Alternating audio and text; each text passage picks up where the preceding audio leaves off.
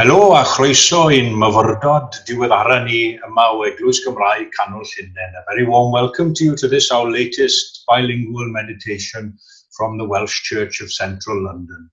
And as always, we'll begin with a brief word of prayer in Welsh first, followed by English. Felly, cydweddiwn, let us all pray.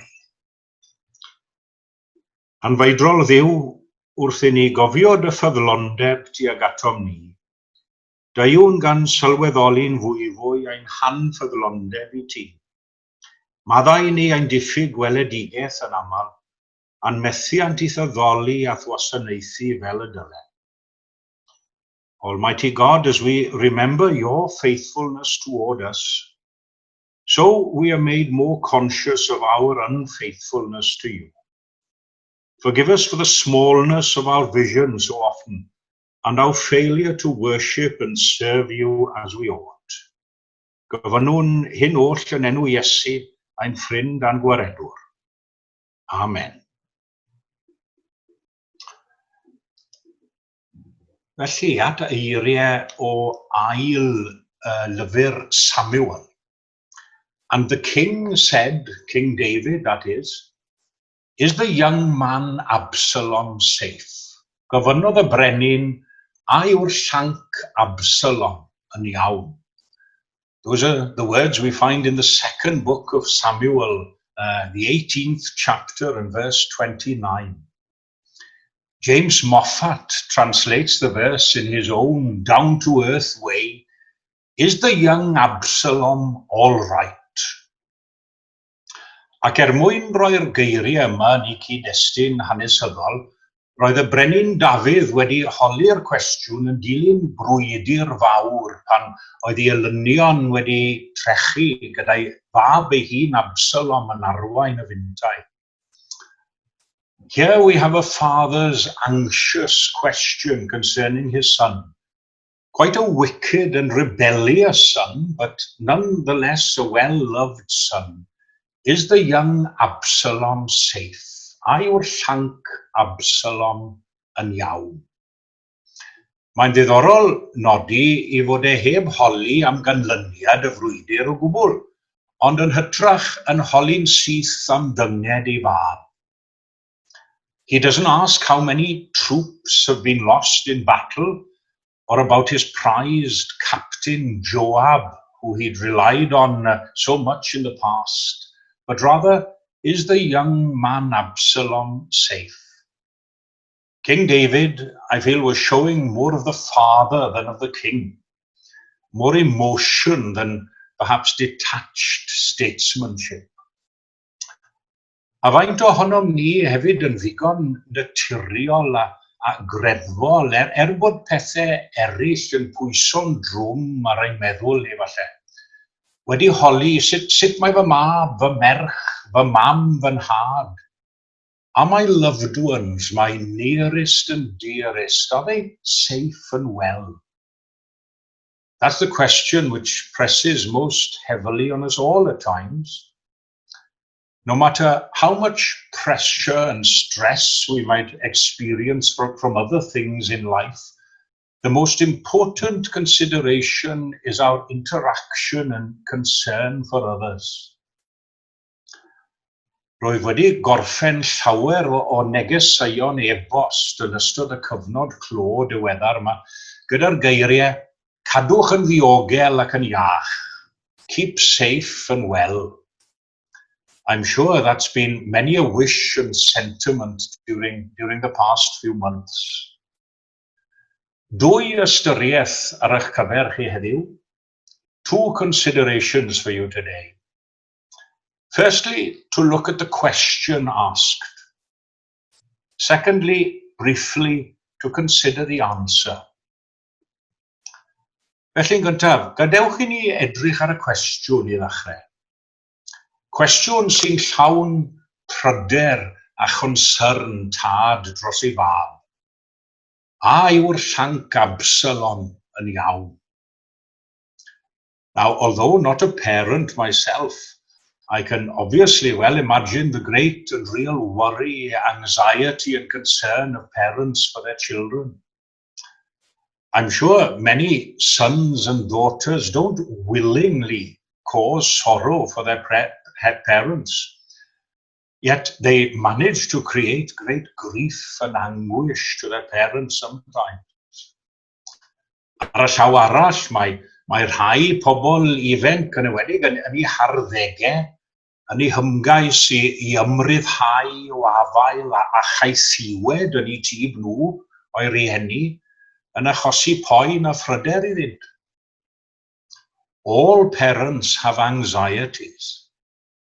No baby ever born hasn't brought its share of anxiety with it, especially perhaps to those who have failed to cope with parenthood and for various reasons have had to give up their children. Os ydym ni wedi profi cariad a gofal rieni sydd wedi bod yn holi fel Dafydd gynt, ydyn nhw'n iawn. Byddwch yn ddiolchgar am hynny a diolchwch i Dduw amdanynt bob dydd. This was also a question asked about a son who'd left his father's home. As I've already said, we have concern for our children when they're young, but it doesn't stop there.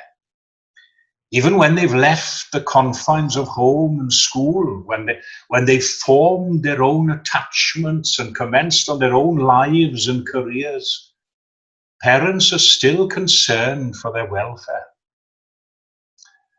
Dwi'n meddwl yn aml am feibion a merched Cymru sy'n dod i fyw yn Llundain a dinasoedd mawrion eraill ei gwlad. Sut mae I rieni yn poeni amdani nhw, wedwch? Yn gweddio trostynt ac yn holi, ydyn nhw'n iawn?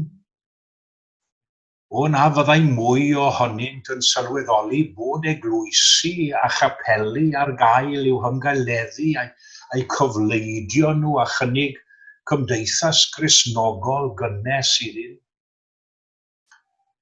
But there is also a touching point about this question. It's the question of a father about his rebellious child. The young man Absalom, why should David be that concerned about him? After all, didn't he thirst for his own father's blood? Roedd Absalom yn ysu am wisgo coron I dad. Gallai Dafydd fod wedi dweud, wel gydag Absalom allan o'r ffordd daw heddwch i'r wlad a thawelwch i'n henaid cythryblus I. O na, roedd e'n caru fab yn angerddol ac yn poeni amdano yn ddifrifol.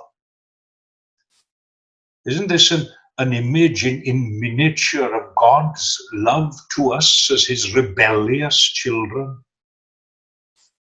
In Absalom's case, unfortunately, it was a question asked by a father about a son who was physically dead at the time. He'd lost his life in the battle. But sometimes we have to ask the question about people with regard to their eternal life. A yw'r llanc Absalom yn iawn? A I ddihangol yw'r llanc Absalom? Yw'r adnod yn yr hen gyfieithiad ac mae yna rhywbeth gryfach o lawer yn y gair dihangol neu ddiogel, yn oes? Is a person safe? Is a more practical question when we ask it about young and old alike when they are still alive. And we're anxious about their spiritual condition. That's to say, are they safe for the future, for this world and for the world to come? Felly'n gryno I orffen, beth am yr ateb i'r cwestiwn? What about the answer to the question? Is the young man Absalom safe? Soniais I ynghynt am feibion a merched ifanc sydd wedi dod I Llundain I fyw. A holir yn fynych gan I rieni a'i cyfeithion a ydyn nhw'n ddiogel. Rhaid roi'r ateb weithiau, na dyn. Not one of us is safe if, like Absalom, we're at enmity with our Heavenly Father. Can we answer the question with a happy yes today? If you believe in Christ, if you give yourself to Him, if you realize that you can't save yourself, but have to rely on His sacrificial love and pardon for us, then you can answer, yes, the young man Absalom is safe. Hyn ffefryn y menclawdd llawer dydd oedd yr enyn diogel ymreichiau'r Iesu, safe in the arms of Jesus. A byddwn ni'n yni I ganu gydag arddeliad mawr yn ystod cwrdd yr hwyr yn aml. Diogel ymreichiau'r Iesu, ar bwys ei fynwes fad, caiff ddenaid yno gysgod a hyfryd esmwyth had. Safe in the arms of Jesus, safe on His gentle breast, there by His love o'ershaded, sweetly my soul shall rest. Os gallwch ganu'r geiriau yna gan gredu ac ymddiried ynddo fel unig waredwr a gobaith eich bywyd, mae modd ateb yn gadarnhaol. Ydy, mae'r llanc Absalom yn iawn. Gogoniant yw enw. Amen.